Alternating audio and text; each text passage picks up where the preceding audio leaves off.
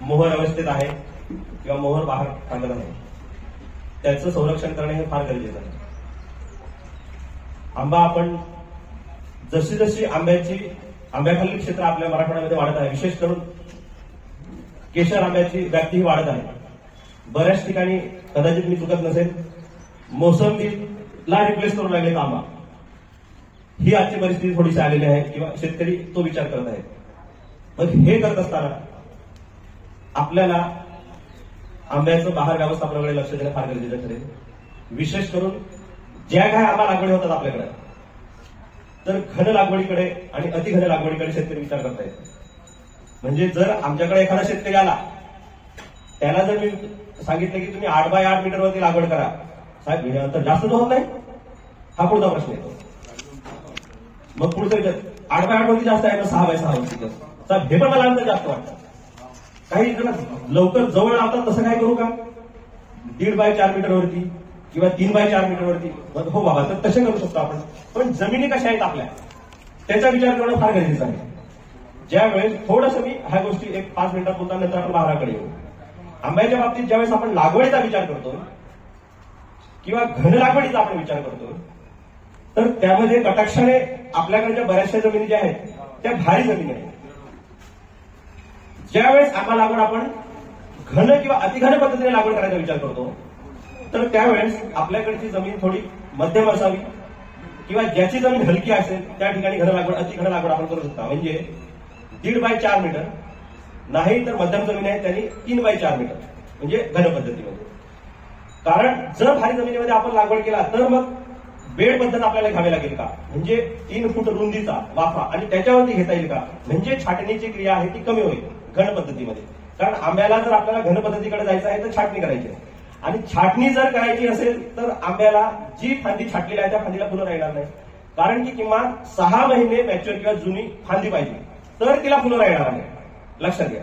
डाळिंबाला आपण खरड छाटणी करतो, काही प्रॉब्लेम नाही, कारण नवीन फूट येते त्या नवीन फुटीला फुलं होणार आहे. आंब्याला तसं नाही. आंब्याला फुलोरा येण्यासाठी फांदी ही पक्व करावी लागते, म्हणजे आपल्याला सरसकट खरड छाटणी करता येणार नाही. म्हणून जमिनीचा फार कटाक्षाने विचार करणं गरजेचं आहे. माझ्या मनात आली की माझ्याकडे जमीन काय आहे तरीच तर मला घन लागवड करायची आहे, मग मला लागवडीची पद्धती बदलावी लागेल.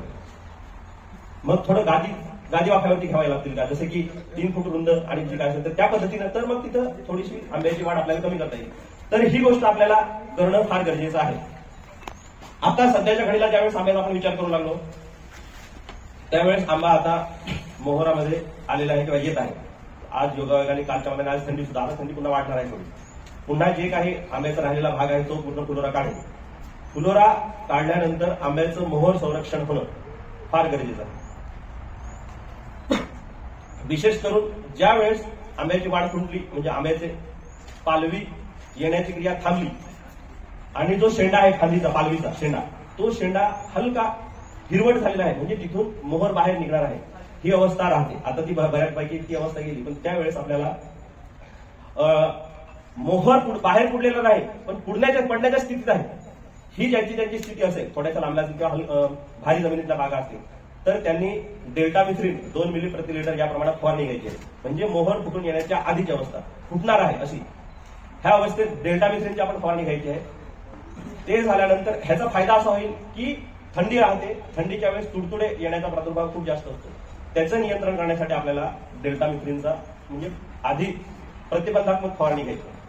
ती एकदा झाली की तिथून पुढच्या 15 दिवसानं पहिल्या फवारणीच्या म्हणजे जे काही बोंगे आहेत म्हणजे फुलोरा आहे, तो फुलोरा बाहेर पडलाय पण उमललेला नाही. पुढची अवस्था त्याची पुढची 15 दिवसाची बाहेर पडलाय, जस्ट तुरे बाहेर काढले पण फुललेलं नाही. त्यावेळेस आपल्याला लॅम्बडा हॅलोथ्रिनची फवारणी घ्यायची आहे. लॅम्बडा हॅलोथ्रिन 1.5 मिली प्रति लिटर या प्रमाणात आपण फवारणी घ्यायची. त्याची उमलण्यापूर्वी बरं, बाहेर बोंगे काढले त्यांनी, बाहेर पडल्यानंतर त्या स्टेजेस आपल्याला लॅम्बडा हॅलोथ्रिनची घ्यायची आहे. त्याच्यावरती येणारे जे काही सुरुवातीचे रस शोषण करणारे किडी असतील, त्याच्यानंतर जर लॅम्बडा हॅलोथ्रिनमध्ये साधं व्हेटेबल सल्फर म्हणजे गंधक जर आपण टाकला तर त्या गंधक टाकल्यानंतर विशेष करून भुरी रोगाचं नियंत्रण करायला सुद्धा मदत होईल. तर ह्याचं आपण कंबाईन एक फवारा घ्यायचा आहे जो उमलण्यापूर्वी. आणि ज्या वेळेस त्याच्या पुढच्या फवारणीला म्हणजे ही लॅम्बडा हॅलोथ्रिनची फवारणी झाली की त्याच्या पुढच्या 15 दिवसानंतर म्हणजे ज्या वेळेस फुलोरा उमलायला लागेल त्यावेळेस फवारणी करत असताना टायमाचं बंधन पावायचं. सकाळी 9 ते दुपारी 12 ही जी वेळ आहे ही हायएस्ट पॉलिनेशनची मॅक्झिमम परागीत होण्याची वेळ आहे. त्यावेळेस आपण फवारणी टाळायची. फवारणी तुम्ही संध्याकाळी घ्या. संध्याकाळी फवारणी घेत असताना साधं कमी तीव्रतेचं इमिडाक्लोरोपिड येतं. इमिडाक्लोरोपिड 2 मिली प्रति लिटर या प्रमाणात तुम्ही पुढची फवारणी घ्या आंब्याचा. आणि त्याच्यामध्ये वेटेबल सल्फर किंवा 22 2 ग्राम प्रति लिटर या प्रमाणात तुम्ही ते फवारणी घ्या. तुमच्या आंब्यावरती थंडीमुळे येणारी जी भुरी असेल ती त्याला आपण नियंत्रण करू शकतो. ह्या प्रिव्हेंटिव्ह फवारण्या जर तुम्ही घेतल्यात तर निश्चितच आंब्याचं जे मोहर संरक्षण आहे ते पूर्णपणे होईल. आता आपल्याकडे कॉमनली तुम्ही बघा 1-2 झाड राहिली किंवा बागा राहिल्या, फुलोरा खूप चांगला येतो पण सारा भरपूरच गेला. बऱ्याच शेतकऱ्यांचा असा अनुभव राहतो. तर ते होऊ नये त्याच्यासाठी आपल्याला ह्या फवारण्या घ्यायच्या आहेत. एवढे जर फवारण्या घेतलं तर निश्चितपणे आंब्याचा मोहर आहे तर पूर्णपणे संरक्षण होईल आणि चांगल्या पद्धतीने सेटिंग होईल. आंब्याच्या बाबतीत दुसरा महत्वाचा विषय असा आहे की आजच्या घडीला आंब्याला पाणी म्हणजे जोपर्यंत पूर्ण सेटिंग होत नाही, बारीक बारीक गुंड्या लागत नाही तोपर्यंत पाणी द्यायचं नाही. आंब्यामध्ये समजा काही शेतकरी पाणी चालू करून फुलोराला की नको चालू करू. तर त्याच्या बाबतीत स्पष्ट असं म्हणणं आहे किंवा अशी शिफारस आहे की पूर्ण सेटिंग झाली, बारीक बारीक कण्या लागल्या, आता इथून पुढे मला सेटिंग नको, त्याच्यानंतर पाणी आपण चालू करायचंय. आता पाणी पूर्णपणे बंद ठेवायचं.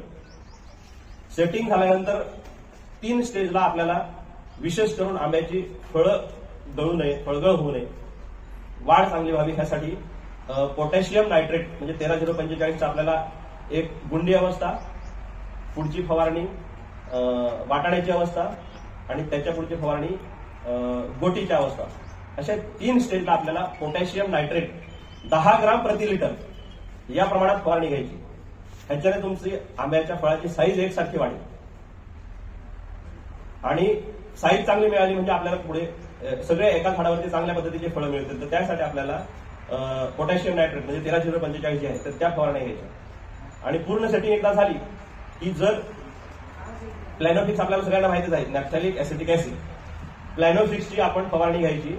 पूर्ण सेटिंग झाल्यानंतर म्हणजे वटाणा अवस्था त्याच्या आधीची गुंडी अवस्था ह्या फेजमध्ये आपण 4 मिली 10 लिटर पाण्याला प्लॅनोफिक्स म्हणजे नॅफ्थॅलिक ऍसिटिक ऍसिडची फवारणी घ्यायची.